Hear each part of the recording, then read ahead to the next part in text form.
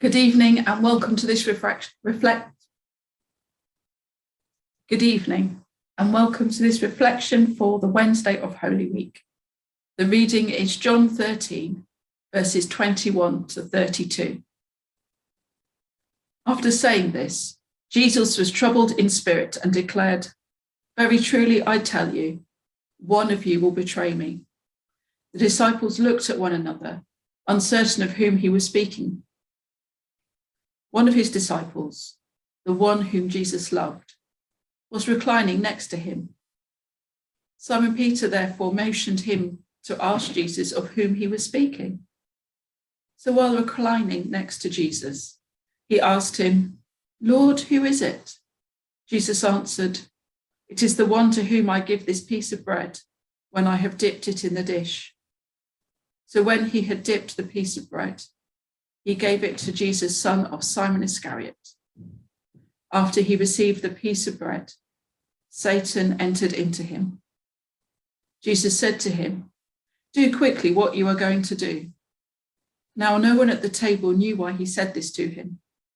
Some thought that, because Judas had the common purse, Jesus was telling him, "Buy what we need for the festival," or that he should go and give something to the poor. So, after receiving the piece of bread, he immediately went out, and it was night.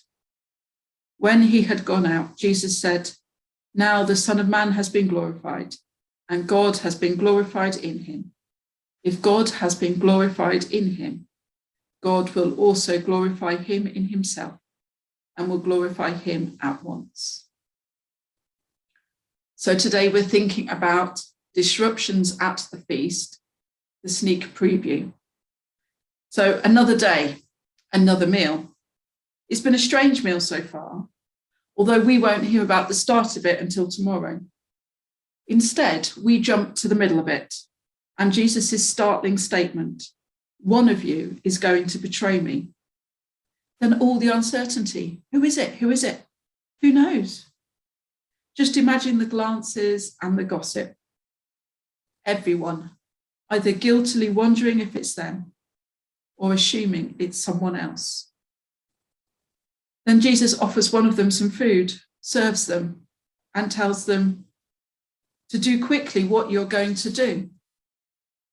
Somehow, the rest don't understand.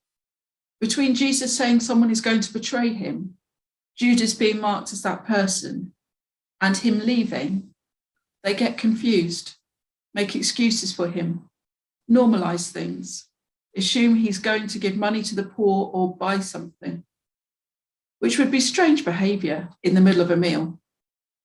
Maybe they don't want to believe that someone they have spent so much time with, eaten and traveled with, is capable of betraying Jesus.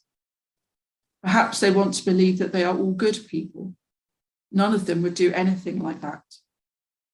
Perhaps it's the same trap that the churches have fallen into again and again, when people have reported abuse, misuse of power, or racism in churches, and we have tried to defend the indefensible because we don't believe it could happen here.